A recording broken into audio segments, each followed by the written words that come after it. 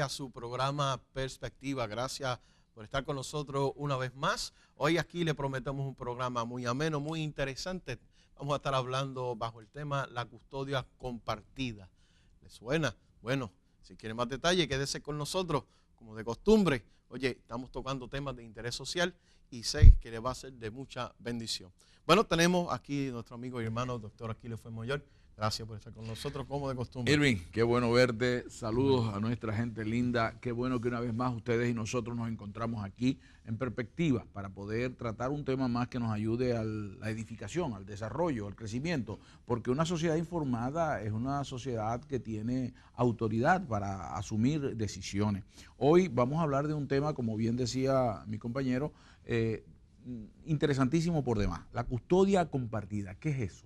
¿Cómo se define? ¿Qué situaciones hay? Todo eso vamos a estarlo conversando. Ahora, antes de presentarle a nuestro invitado, yo quiero recordarle que es importante que usted esté en contacto con nosotros a través de nuestras redes sociales. Todos esos contactos, Irving, podemos dárselo para que nuestra gente esté claro que sí, en contacto con nosotros. Y nos gustaría su comentario, su opinión, que nos envíen a nuestro correo electrónico, que ¿verdad? Va a estar apareciendo en pantalla, pero sería ¿verdad? perspectiva@cdm internacional.com. Ahí está nuestro email y toda sugerencia, comentario de este tema o de cualquier otro nos lo pueden hacer llegar ahí. Será de mucha ayuda para nosotros para poder seguir desarrollando temas de interés como este. Igualmente usted puede hacerlo a través de todas las redes sociales con un search. Usted pone en el buscador, en el motor de búsqueda, CDM Internacional, y allí con gusto CDM Perspectiva y nos va a encontrar. Sí, bueno, sin más preámbulo, vamos a presentarle a nuestro invitado, el arquitecto Hilario García, quien además de ser asesor legislativo de varios grupos, Puerto Rico por la Familia y otros grupos, además de eso tiene una maestría en psicología de la consejería, y hoy vamos a estar conversando sobre un tema en el que él está interesado hace mucho tiempo: la custodia compartida. Buenas, Hilario, ¿cómo estás tú? Buenos días, pastor, y buenos días al pueblo que nos ve a través de estos medios. Es un placer de verdad poder compartir de este tema, porque para mí particularmente creo que es necesario. Cuando hablamos de custodia compartida, ¿de qué se está hablando? Bueno, el proyecto que se desarrolló aquí en Puerto Rico es un proyecto criollo. Se desarrolla porque existía la necesidad de que ambos padres pudieran compartir con sus hijos en igualdad de condiciones. La Carta de Derechos de los Menores así lo establece, y en Puerto Rico eso no se daba por una presunción que había, que en igualdad de condiciones a la hora del divorcio, mamá era la que debía ostentar la custodia del menor, y eso se reflejaba en un 97.3%. Es triste, pero uno de los dichos que en toda Latinoamérica, no solamente en Puerto Rico, siempre se ha repetido es que madre solo hay una, que padre es cualquiera. Nada más retirado de la verdad, nada más alejado de la verdad. Uno de los grandes mitos muy en desacuerdo, que ha tratado de destruir la unidad familiar. Por un lado, una cantidad de hombres irresponsables que dejaron de cumplir su labor paterno-filial, no solamente la económica, sino también la parte afectiva, la parte educativa, la parte formativa, y vemos cómo eso ha traído sus consecuencias. Entonces, ahora se establece una lucha, no solamente a nivel de Puerto Rico, hay otras entidades federales, otros lugares en el mundo donde se ha estado luchando por esto. ¿Por qué la custodia compartida? Recuerdo que particularmente conversando me decías que de alguna forma comenzaste con este movimiento cuando se inició acá en Puerto Rico. Eso es correcto. El génesis del proyecto fue mi divorcio.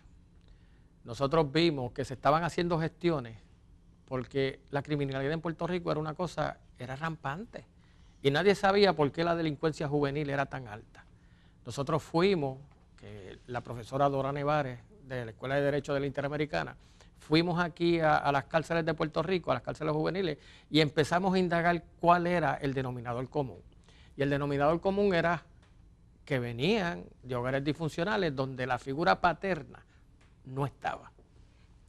Así que nos dimos a la tarea a seguir investigando y concluimos que gran parte de ese mal social, de las deserciones escolares, de los embarazos prematuros, de la delincuencia juvenil, de los asesinatos entre jóvenes, los muchachos trabajando en puntos de droga, era porque esa figura paterna no estaba.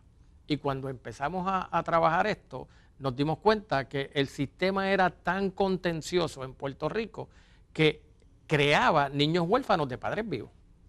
Y el problema es que cuando nos encontramos con esta situación, estamos hablando de algo que debería ser lo más común y lo más normal. Pero además de eso, se consiguieron con otras razones. La custodia compartida, ¿qué enemigos tuvo o qué enemigos tiene hoy en día? ¿Por qué razón se oponen a algo que es tan lógico? Bueno, cuando nosotros empezamos a trabajar el proyecto en la legislatura, el Departamento de la Familia se oponía, el Departamento de Justicia se oponía, ASUME se oponía, y el sistema de trabajadores sociales, colegios de psicólogos se oponían. Permíteme detenerte aquí para explicar un poco a nuestra audiencia que está fuera de Puerto Rico. Cuando hablamos de ASUME, estamos hablando de una entidad que se encarga de que los padres no custodios asuman la parte económica. Y aporten la parte económica que corresponde. Y has mencionado algunas entidades, todas ellas de Puerto Rico, pero que quizás en cada país pueda tener un referente similar. Decías que todas estas instituciones había una cierta oposición. Todas estas entidades se oponían por muchas razones. La razón por la cual el Departamento de la Familia, este departamento que establece cómo la familia va a convivir en Puerto Rico, se oponía por cuestiones económicas. Ellos entendían que al otorgar una custodia compartida, como de facto reducía ese dinero que aporta la parte no custodia, un 20%, pues ellos entendían que no podía ser, que eso era detrimente para la mujer en Puerto Rico, porque la mujer en Puerto Rico está en un nivel de desventaja en términos de los hombres laboral. Ok, vamos a ver, uno de los argumentos para no aceptar como correcto el hecho de algo que es natural, porque un hijo viene por papá y mamá. Entonces quiere decir que una de las razones o argumentos que se esgrimió es el hecho de que si se iba a la custodia compartida, iba a haber una situación en la que el aporte económico que tenía que hacer el que anteriormente era el padre no custodio, ahora iba a tener que equilibrarse y disminuía. Es correcto. Correcto. Okay. Entonces, habían grupos feministas que se oponían porque ellos entendían que al otorgar la custodia era una forma de el varón mantener un control sobre la mujer. Y tuvimos años batallando esto en la legislatura hasta que por fin, en el 2011, se aprobó la ley de custodia compartida, no como hubiéramos querido, pero sí se aprobó. Ahora, una vez que estamos hablando de custodia compartida, ¿qué es lo que nosotros vemos, el trasfondo filosófico que tiene el hecho de la custodia compartida? ¿Por qué custodia compartida? ¿Qué es lo que se busca con esto? Bueno, lo que nosotros buscábamos con esto era que ambos padres pudieran tener el derecho de compartir con sus hijos en igualdad de condiciones. Porque aquí hay un desfase bien marcado en términos de la custodia monoparental. La custodia compartida lo que viene es a proveer que ese padre no custodio tenga acceso a la vida cotidiana del hijo, porque el papá no podía ir y buscar el nene a la escuela porque se lo impedía al tener la custodia monoparental. El papá no podía llevar los nenes al colegio porque se lo impedía la custodia monoparental. Si el menor se enfermaba, papá no tenía acceso al médico porque por derecho no lo tenía. Y la familia paterna, una vez se divorciaba, estaba totalmente enajenada de ese menor. O sea, literalmente desgarraba a la familia de tal manera que ese menor no tenía contacto con la familia. O sea, paterna. Que se hacía efectivo un divorcio conyugal y un divorcio fraternal, filial en cuanto al padre del hijo, ahí se rompía también debido a. Ahora, no podemos negar ni tapar el sol con un dedo diciendo de que esto es algo que todos los padres quieren hacer. Para muchos hombres es muy cómodo solo tener que aportar dinero y deslastrarse o deslindarse de lo que es la responsabilidad cuando el hijo se enferma, y muchas mujeres tienen que asumir ese rol que es bastante complejo. Me pregunto yo si también entonces no buscaba la idea o no se busca la idea de que los hombres al divorciarse, no estamos apalando el divorcio, pero una vez hecho la situación, que no deje de cumplir su labor paternal. Eso es una de las situaciones que nosotros contemplamos. Para ello, buscamos a nivel mundial y encontramos que en Suecia se penalizaba al varón no custodio que no quisiera relacionarse con el menor. se penalizaba no con cárcel, pero se le ponían trabajo social, se le ponía a trabajar en las escuelas, se le ponía a trabajar en las calles, se le ponía a diversos trabajos para que él tratara de entender que ese menor tiene una necesidad psicológica con esa convivencia paternal. Y eso dio muy buenos resultados, donde los padres en Suecia ambos comparten con su familia. Es más, o sea, yo siempre he dicho que en la eventualidad de un divorcio, para compartir con ese menor, la primera opción tiene que ser papá. Y eso cura un montón de males para esos menores. Esos menores necesitan esa convivencia con el padre para socialmente poder estar estable, porque nosotros enseñamos en la escuela que la familia se compone de papá y mamá y los hijos. Bueno, hoy en día no es exactamente así lo que quieren enseñarnos, pero estamos luchando porque se entienda que ese es el objetivo. El concepto. Y no todos los casos son iguales. Hace unos años atrás hubo un atentado de suicidio de un padre que reclamaba el derecho de poder ver a sus hijos. ¿Sabe? Estaba haciendo una protesta pública porque no le estaban impidiendo y no podía y no tenía acceso a su hijo. Que lo que queremos, ¿verdad?, en esta plática es darle igualdad y ser justos con aquellos padres que sí se interesan y quieren compartir con su familia, que eventualmente hay un divorcio, pero quieren seguir junto a sus familiares y a sus hijos. En la eventualidad de eso, nosotros trabajamos el proyecto, hicimos unas excepciones. El padre no puede ser un agente corruptor para ostentar una custodia compartida. O sea, ambos padres, cuando hablo padre, me hablo de ambos géneros. No puede tener casos de violencia doméstica. No puede tener casos de droga o alcoholismo, este tipo de situación que todos tienen, porque si es un agente corruptor, pues no puede estar al lado de su hijo. Y nosotros entendemos que no todos los padres en Puerto Rico son idóneos para ostentar eso, para eso pusimos. Como no todos tampoco son son incapaces o son un mal ejemplo, un mal modelo a seguir. Exacto, pues pusimos esa salvaguarda para asegurarnos de que el juez tuviera discreción de cómo trabajar esto, porque la primera opción debe ser la custodia compartida, porque eso trae beneficios, mira, menos deserción escolar, menos embarazos prematuros. Ya vamos a hablar de esa parte, pero me gustaría que me explicara eso que acabas de decir, porque acabas de decir que debería ser la primera opción, pero no es la primera opción esa. No, no es la primera opción porque el mismo sistema judicial es tan contencioso y es bien inventivo. Han creado trabas para que no pueda ser la primera opción. Como cuestión de hecho, nosotros lo teníamos como una presunción.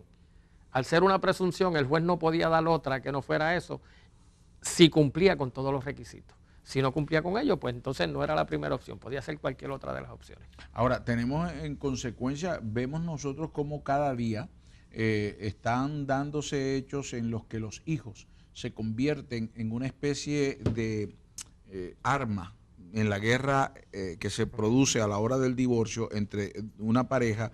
Entonces el hijo se convierte en una especie de arma arrojadiza, se convierte en el causante o en el elemento causante de discordia que psicológicamente afecta a la criatura porque se siente culpable por la separación de papá y mamá y otras veces se siente comprometido porque lo ponen en la disyuntiva al hijo de quién tiene la razón. Tu madre hizo esto, tu padre hizo lo otro, cuando eso no es la condición que un hijo debería vivir.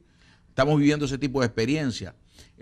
¿Por qué razón a al arquitecto Hilario García le mueve esta intención? ¿Por qué se mueve hacia eso? Mira, yo tengo una niña que cuando yo me divorcié de mamá era un bebé, y yo vi la necesidad, yo tenía los recursos para defenderme en el tribunal. Un caso de custodia compartida en los tribunales antes de que la ley se firmara, porque no era ley, pero sí se podía dar.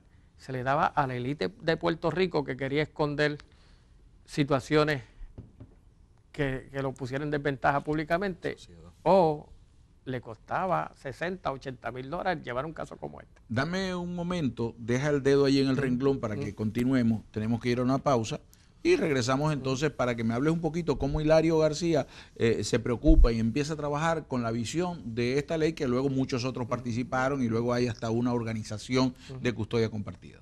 Wow, interesante. Después de esta pausa seguiremos hablando del tema custodia compartida. No se retire, volvemos enseguida.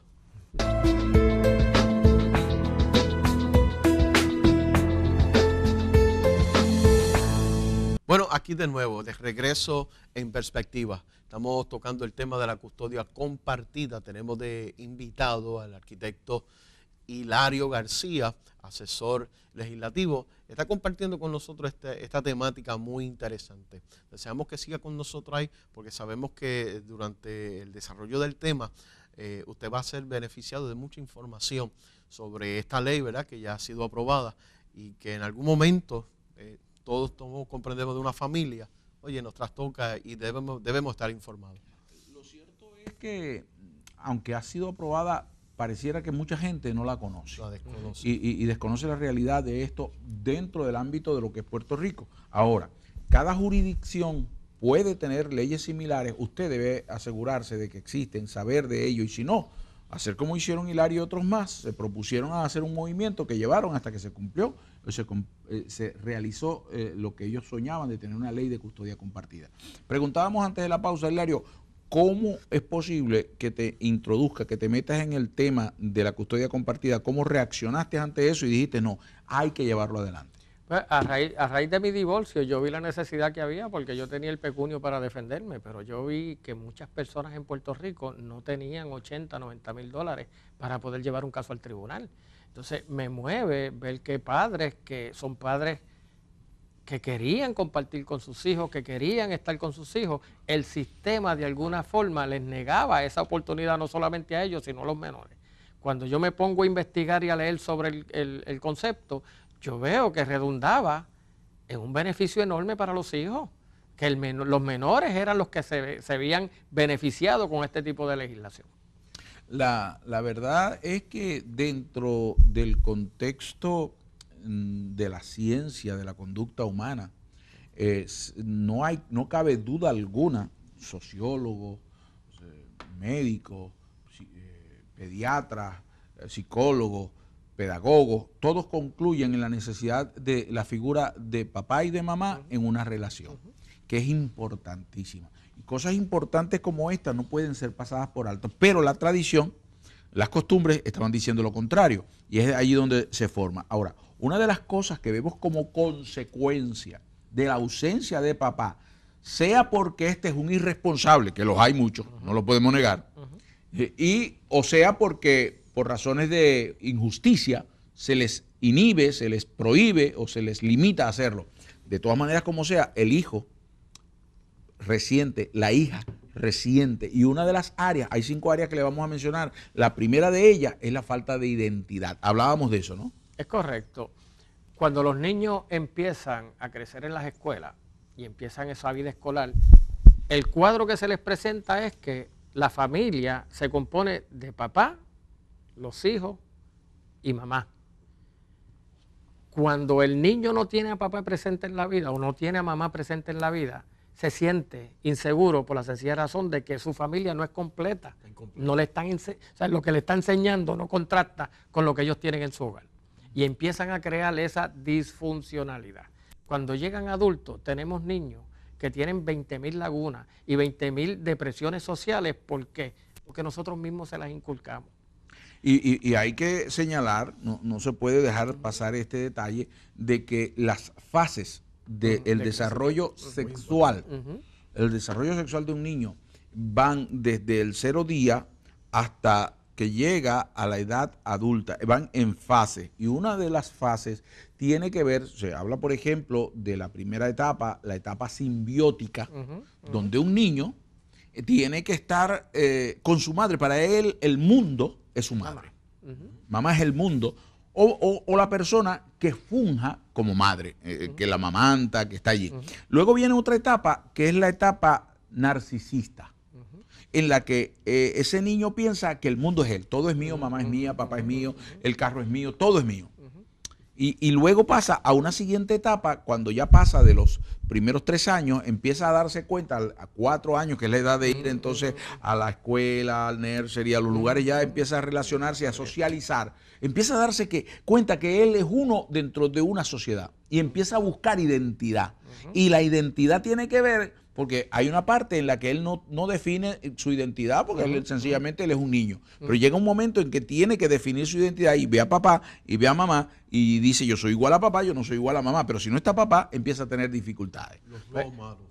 Por eso, Freud lo definió con la etapa de Edipo y Electra, donde el niño se enamora de la mamá, pero por el respeto que le tiene a papá, se acerca y asume el rol varonil. Lo mismo pasa con la niña. La niña se enamora de papá y por el respeto que le tiene a mamá, se une a mamá, le da vergüenza estar enamorada de su papá. Y ese proceso es sumamente necesario para la identidad sexual. Desarrollo. Ahora, dentro de lo que mencionabas hace poco, lo que implica ausencia escolar, proclive al consumo de droga, delinquir, etcétera, etcétera, por la ausencia de papá. Una de las cosas que vemos también es la promiscuidad sexual, tanto de niñas como de varones, a la hora de no tener una identidad masculina ejemplarizante, de buen ejemplo a seguir. Por eso, el hecho de que ambos padres estén en la crianza le da estructura a los hijos. Si otra persona viene ajena, por eso es que yo digo que papá no es reemplazable. Ese mito de que papá puede ser cualquiera, eso es una mentira. Eso es una mentira que se ha hecho una verdad culturalmente. Bueno, como decía el publicista de Hitler, sí, una mentira repetida 1000 veces se convierte en verdad. Es correcto. Nosotros entendemos y vimos, porque vimos estadísticas, leímos estudios que se han hecho, leímos, o sea, toda la literatura apunta a que tan necesario es papá como mamá para que el niño tenga una estructura sólida social. A la carencia de uno de ellos empieza a enseñar muestras de que no está estable emocionalmente, utilizando drogas. No significa que todos van a caer en eso. No, pero por lo menos el 60-70% por ahí es que iba. De hecho, este narcotraficante que había en Colombia, que era Pablo Escobar, decía, y lo decía así claro, si el mundo entendiera cuán valiosa es la figura paterna y materna para los hijos, yo no estuviera haciendo el negocio que estoy haciendo. Hay otra cosa que vemos en cuanto a la custodia compartida. La ausencia de papá en la familia también genera la incapacidad de un modelo a repetir como padre, porque si yo no tengo un padre, ¿cómo puedo saber cómo ser padre, no? Eso es correcto, los nenes aprenden por roles. El role play es una necesidad fundamental en el crecimiento de cada uno de nosotros. Si yo no tengo una proyección, si yo no puedo hacer esa empatía con ese rol de papá, ¿cómo yo lo voy a ejercer? Porque yo no puedo practicar hacerlo. Uno practica ser papá a través de sus padres. O sea, que allí tenemos dos elementos que debemos resaltar y profundamente. Uno significa entonces la identidad que tenemos que buscar en la presencia de papá, y luego vamos a buscar también el rol que vamos a definir nosotros como padres, como varones y como conducta en nuestra vida social, nuestro rol social. Ahora, dentro de esta realidad, cuando nos conseguimos en la sociedad, la falta de una ley que respalde la custodia compartida, ¿qué consecuencias genera en la sociedad? La falta de una ley que respalde al padre no custodio, que respalde la custodia compartida. Bueno, nosotros lo vemos, la delincuencia juvenil aumenta la deserción escolar, aumentan los embarazos prematuros, aumenta, o sea, todos los males sociales, y lo vemos en la prensa, cómo iban escalando, y todavía queda eso ahí, porque nosotros entendemos que tenemos que reforzar esta ley con otras cosas adicionales, las pensiones alimentarias, la convivencia de los familiares y los abuelos con estos niños, porque todavía los abuelos no tienen una opción que ellos puedan decir, déjame reclamar a este niño. Y hay mucho trabajo por hacer para que nosotros podamos tener una juventud saludable. Necesitamos empezar a trabajar con eso. Y nos encontramos con muchos padres injustamente tratados que anhelan estar con sus hijos y no pueden. El montón. Yo tengo miles de casos. A mí me llama a la legislatura. Carmelo Ríos es el senador que trabajó este proyecto. Desde entonces yo me he convertido asesor del montón de padres en Puerto Rico que quieren ver a sus hijos y el sistema se los impide. Y cuando yo me pongo a mirar, mira, aquí tenemos casos, este muchacho del área de Mayagüez, un muchacho que trabajaba como vendedor de seguro, pierde el empleo con una pensión súper alta, mamá utilizaba a los nenes como objeto de tranque, no me pagas la pensión, pues no te dejo ver los nenes. El muchacho terminó suicidándose. Y así lo vemos el montón de veces en este país, madres que no son madres no custodias, que sencillamente el sistema las coge y las pisotea y le quita a los nenes. Yo tuve un caso de una muchacha que lactando a su hijo, lactándolo, por una ley 54 que fue fabricada, la removieron del hogar y ese pobre muchacho no pudo lactar más a su bebé.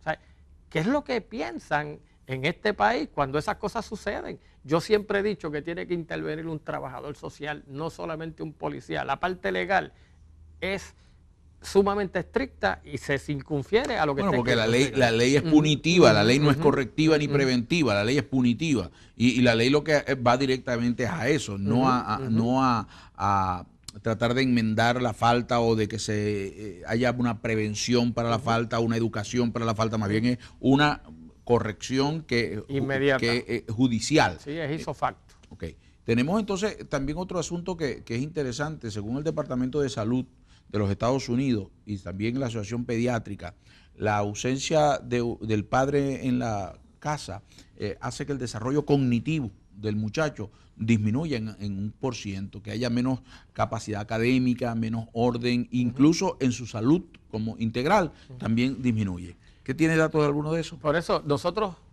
cuando empezamos a investigar, tenemos al licenciado Acevedo Colón, que es muy bueno en esas áreas de estadística, y entendíamos que los nenes que tenían, estos niños que estaban en el nivel de estudio primario, tenían un pobre desempeño comparados con los niños que estaban en un hogar donde estaba presente la figura completa, papá y mamá.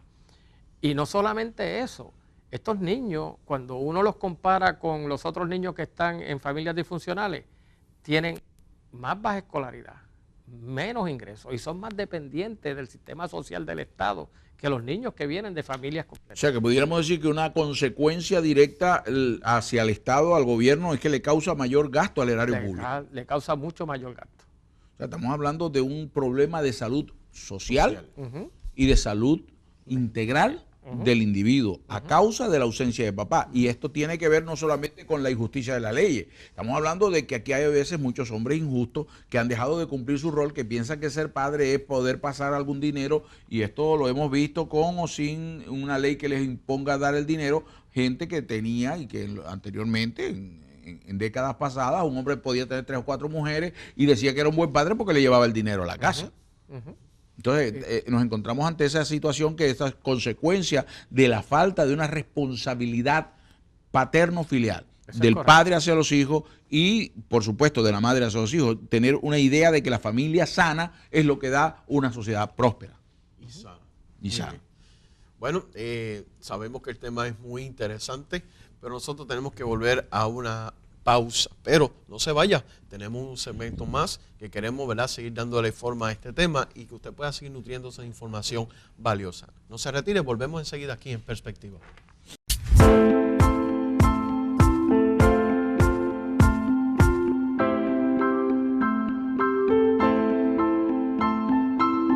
Gracias por continuar con nosotros aquí en Perspectiva. Estamos hablando de la custodia compartida.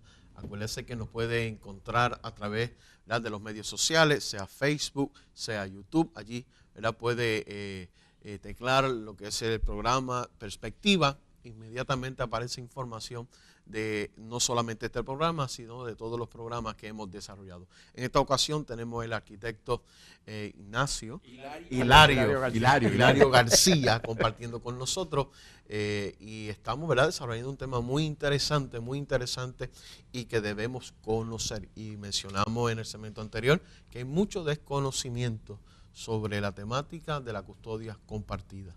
Hay un libro sobre el efecto de la ausencia paternal en la economía y en la sociedad por la doctora Sarah McLanahan, Y es interesantísimo el planteamiento que ella hace. Dice que socialmente, cuando se descompone la familia, la sociedad se empieza a desintegrar y los valores empiezan a desmoronarse y los daños van a ser consecutivos, que uno de los grandes males que hay en la sociedad contemporánea es la pérdida, la ruptura de la familia. Así que tenemos que entender lo que hemos venido planteando. Primero dimos unas definiciones muy generales sobre lo que es custodia compartida y todo el proceso que implica, que tiene que ver no solamente con la parte económica, tiene que ver con la parte integral de seguir siendo padre, aunque no siga siendo esposo de la misma persona.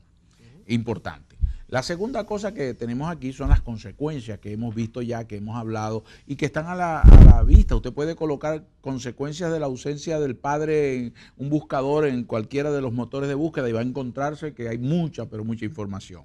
Hilario, ¿qué podemos hacer ante esa realidad que todavía se maneja, ese criterio de que es mejor que lo críe la madre y que nosotros lo único que somos es para engendrar? Bueno, culturalmente esto ha ido cambiando. A nivel mundial esto es un concepto que ha ido modificando lo que el divorcio ha ido creando en la sociedad. Pero nosotros tenemos que entender que la custodia compartida no significa que el menor tenga que compartir en igualdad de condiciones. Me refiero el mismo tiempo con ambos padres. La custodia compartida lo que provee es una comunicación integral entre las partes, tanto mamá como papá, con los hijos y los hijos con ambos padres. Porque nosotros lo que entendemos es que debemos responsabilizarnos por ese menor que vino al mundo y que nosotros lo traímos. Y que no es un elemento para proveer dinero o ganancia de algún tipo, que no es un consejero, que tampoco es un juez para definir quién es menos o más malo de los dos, que no tiene nada que ver, que no es un árbitro en la pelea conyugal. Exacto. Yo siempre he dicho que los jueces advienen a este asunto para resolver lo que la comunidad de bienes gananciales creó. Los niños no deben ser motivo para eso. Los niños deben tener la plena libertad de amar al padre y amar a la madre, sin influencia de ninguno de los dos. Que ese amor sea genuino y espontáneo, porque eso va a redundar en una mejor salud emocional para ese menor. Te pregunto, te tengo que preguntar esto porque tenemos mucha gente viéndonos en diferentes lugares del mundo que tiene el concepto del divorcio, se ha convertido en algo normal. O sea, como es tan común, la gente cree que como es común, es normal y es bueno. Y tú acabas de decir cuando comenzaste que empezaste toda esta lucha cuando vino tu divorcio. Divorciarse, eso es fácil, eso no. Soluciona algo. Yo te puedo dar la experiencia mía. Cuando yo me paré en aquella sala, que el juez me dijo a mí que yo estaba divorciado, yo sentí como que desgarraron una parte de mí que jamás ni nunca la voy a tener. Bueno, hay un principio espiritual en eso, ¿no, Irving? Porque dice que cuando uno se une a una persona de esta manera es una sola carne con ella. Una sola carne. Luego esto sería como arrancarle un brazo a uno, arrancarle parte de uno. Claro. Y mi dolor más profundo era mi hija. Porque yo no quería abandonar a mi hija. Yo he visto el fruto de cómo los niños se crían sin padre. Yo soy producto de eso. Y yo sé lo que duele. Y como yo sé que mi interior estaba lacerado por eso, yo le quise dar a mi hija lo que yo no tuve. Y el sistema me lo impidió. Y allí comienza todo el proceso de lucha. O sea, ¿qué podemos hacer? Primero, tenemos que fortalecer la familia. Padre, si tú me estás viendo ahora, y de alguna manera, aunque en tu país no haya este problema de custodia compartida o este beneficio, o no estés batallando en ese nivel legal, tú debes asumir más presencia social, familiar, espiritual, con tu hijo, con tu hija. ¿Sabes una cosa? Cuando una niña no tiene el cariño paternal, y usaste un término, hijos huérfanos con padres vivos, es un término que se acuña para referirse a muchos hijos que tienen los padres vivos, pero cuyos padres no participan en su desarrollo. Una niña que no tiene a su padre para que le dé cariño, no crece con el hambre, la necesidad de ese cariño masculino, y va a salir a la calle a buscarlo, y claro, lo que va a conseguir es un intercambio de cariño por sexo, porque nunca le enseñaron que podía haber ese cariño sin la necesidad del sexo, que es el cariño de un padre hacia su hija. Igual sucede con los varones, que van a crecer con la figura masculina distorsionada. No sé si has tenido casos de esa índole que se presentan todo el tiempo, que en nuestras congregaciones van los enfermos de la sociedad. Y no tanto tampoco de nuestras congregaciones, es particular social. Y hablabas hace unos segundos de que esto se ve tan normal. Y es que en realidad, como es algo personal, se esconde la realidad que hay detrás de, ¿verdad?, lo que es un divorcio. Y lo que pretendemos, ¿verdad?, y lo que perseguimos en este programa es que se considere, ¿verdad?, la familia. Y que hay eventos que llegan, que no tenemos, en muchas ocasiones no tenemos el control de ellos. Y no depende de uno solo, porque Claro. es que el divorcio no depende de un individuo. O sea, son dos y uno de los dos puede decidirlo y ya con eso se establece. Es muy cierto, pero la responsabilidad como padre no es divorciable. Yo creo que ahí, ¿verdad?, debemos proseguir y mantener lo que es esa relación, porque no es justo que los que vengan detrás, ¿verdad?, paguen por los mejores de quizás de otros. Pero Hilario, me gustaría aquí también mencionar un poco la otra parte, porque las madres muchas veces se oponen y son tienen una especie de aprehensión, de miedo a que el hombre que se fue, que ya no es su esposo, siga siendo el padre de su hijo e intervenga en eso. ¿Se han conseguido con esa realidad? Sí, uno de los problemas y los rechazos a esta ley es precisamente eso. Yo he tenido hasta pastores que me han dicho, mira, pero es que los papás utilizan esa ley para entonces seguir controlando a las esposas. Aquí hace falta mucha educación. El problema es que el sistema no quiere educar, porque el sistema de facto no quería, de entrada no quería esta ley. Pues el sistema no le importa educar saludablemente creando un currículo escolar, creando diferentes cosas para poder llevar esta ley a su máxima expresión, que sería en beneficio para los niños. Claro, entonces al no hacer ese trabajo adecuado, papá, mamá tiene esto como excusa, pero entonces habiendo unos que quieren hacer su trabajo paternal, hay algunas mamás que se oponen, así que entonces el mensaje para ustedes, damas, la presencia de papá es importante más allá del dinero. Importante más allá de que ya no sea su cónyuge. No estamos propiciando el divorcio. Creemos que el divorcio es una malicia del diablo. Eso es así. Si quiere que lo diga de una manera más identificable con la fe. Pero déjeme decirle que hay situaciones que no se pueden negar y que la realidad está allí. Que cada día en nuestras congregaciones tenemos a alguien divorciado. Claro, de hecho, si vamos a la Biblia dice que a paz no ha llamado el Señor, hablando de la misma temática.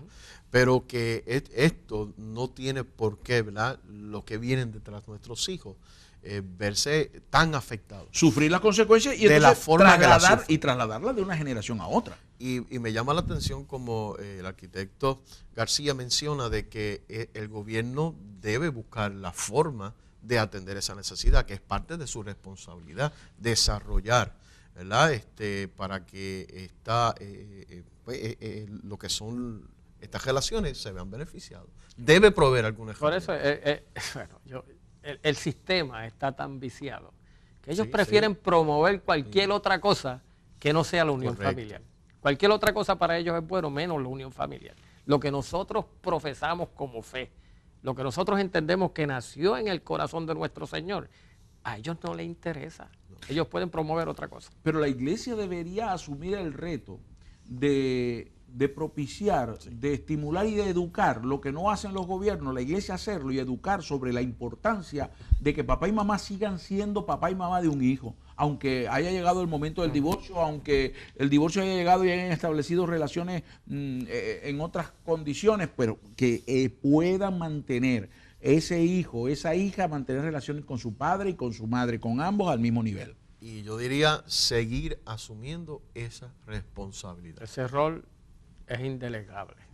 Yo soy papá de mi hijo y yo se lo he dicho a ella, yo soy tu papá hasta que yo me muera. El día que yo me muera, y si el Señor me da la oportunidad, desde el cielo te voy a estar velando. Pero sucede que aunque el Señor y creo que seguirá siendo su papá.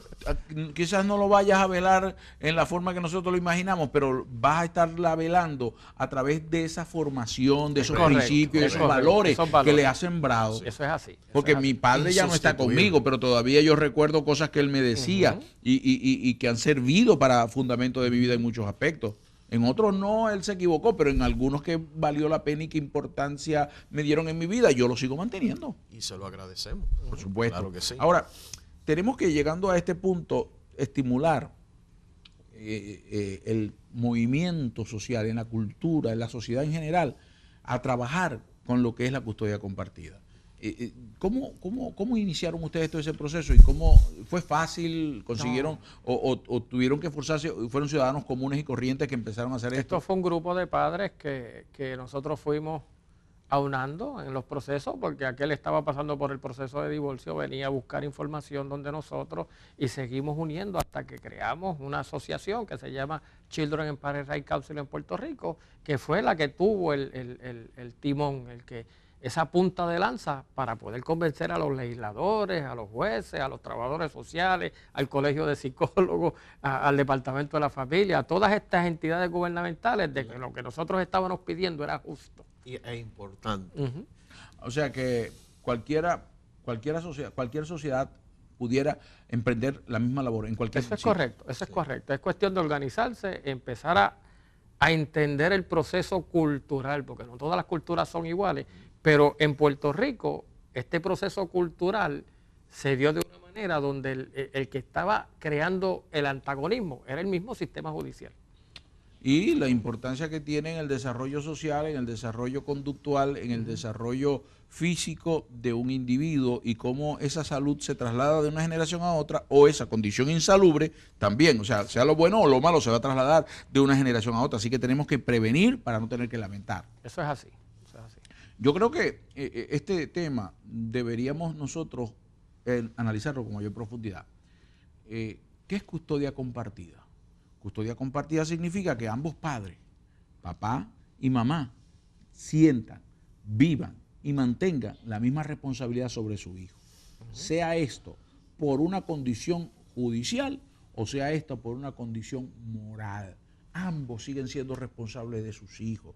No pueden delegarle a nadie la educación de los hijos. Nadie tiene, como el padre y la madre, la responsabilidad. Y esto va para aquellos padres que en un momento determinado le dicen a la madre, atiende a tu hijo, o aquellas madres que le dicen, no te metas porque ya tú y yo no tenemos nada que ver. Ambos tienen que entender, por amor a su hijo, por amor a su hija, que deben delegar esa parte del enojo a otro nivel, respetar entonces que aunque no sea mi cónyuge, sigue siendo padre o madre del hijo que juntos procreamos. Claro, y eventualmente las consecuencias que conlleva, ¿verdad? El ser irresponsable lleva a una sociedad que va a pagar, va a tener que afrontar esas consecuencias. Fíjate una cosa, Irving, ya tenemos que despedirnos, pero tengo que tocar esto, que siempre lo toco para esta fecha, más o menos. Dentro de poco, algunos días se celebrará el Día de la Madre y otros días se celebrará el Día del Padre. Yo me pregunto, cuando usted se convirtió en mamá, ¿no fue en el mismo momento que el papá de su hijo se convirtió en papá? ¿Por qué se celebra primero un día y luego otro? ¿Por qué se hace eso de esa manera? Interesante pregunta, ¿verdad? Claro. ¿Saben que aquí en Puerto Rico, por ejemplo, el Día del Perro se celebra un día antes del Día del Padre y llaman al Día del Padre el Día del Perro? ¿Por qué será? ¿Por qué será que en algunas sociedades se celebra con bombos y platillos el Día de la Madre y el Día del Padre se relega a un segundo plano? Padre no es cualquiera, no es cualquiera. Padre es aquel que ama, que además de engendrar y entregar sus genes, entrega su vida por amor y el desarrollo de sus hijos. Bueno, puede escribirnos sobre este tema, P.O. Box 949, Camuy, Puerto Rico, y hacernos llegar cualquier comentario y sugerencia. Vamos a una pausa y vendremos con el segmento final aquí en Perspectiva, hablando de lo que es custodia compartida. Regresamos.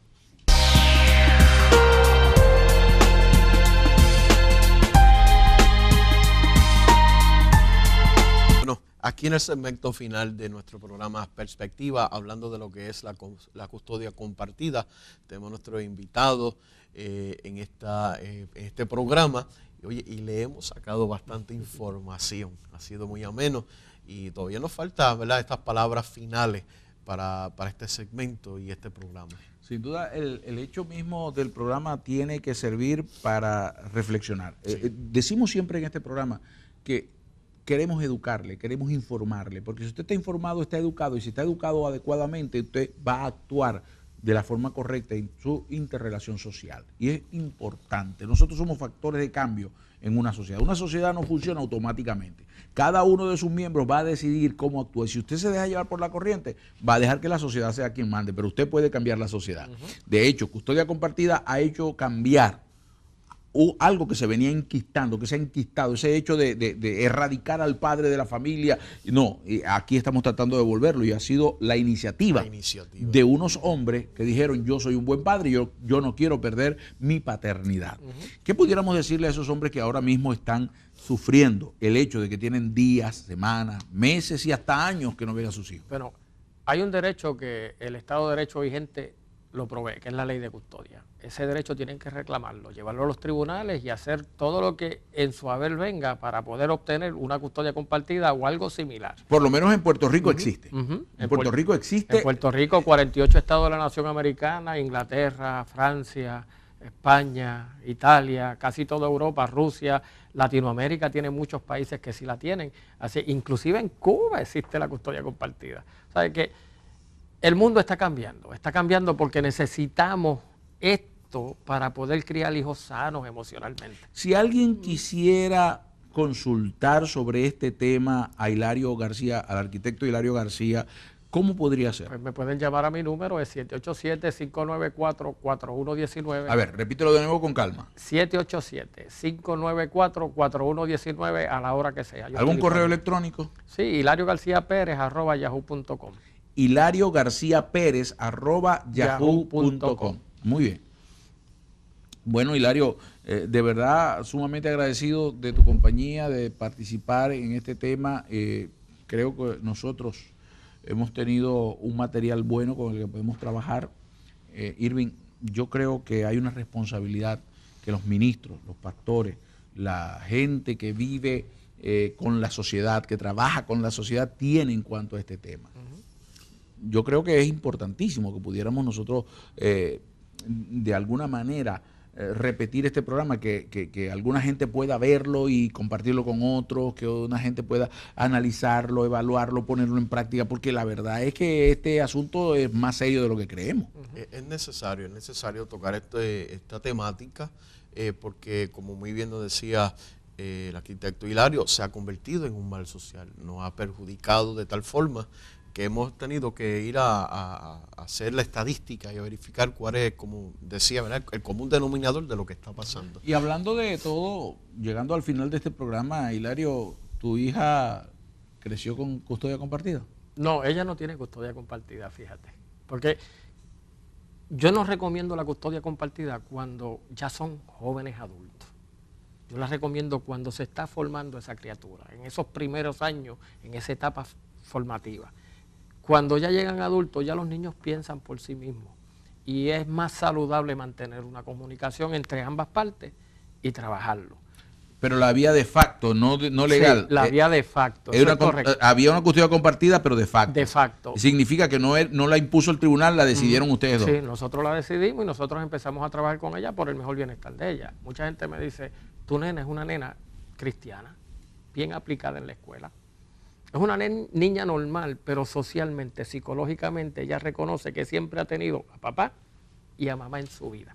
Eso es importante. La gente dice, te salió una buena hija, y en realidad no salió. Hay que, los hijos no salen, hay que formarlos. Formamos una buena familia. Yo creo que esto definitivamente debe llamarnos a reflexión. No me quería ir con la duda de qué había pasado, porque, o sea, tú nunca lograste la custodia compartida desde al comienzo. No, porque la ley no existía. La ley no existía. Correcto. La ley se creó en el 2011, que es que el gobernador la firme en aquella ocasión. Pero lograste entonces que la mamá aceptara que hubiera una custodia compartida en el sentido práctico más que legal. Es correcto, es correcto. O sea, que tú no solamente te limitabas a llevarle dinero. No, yo buscaba a mi hija, yo compartía con ella todos los fines de semana, yo la tenía conmigo, pero no estaba en mi casa desde chiquita, desde bebé.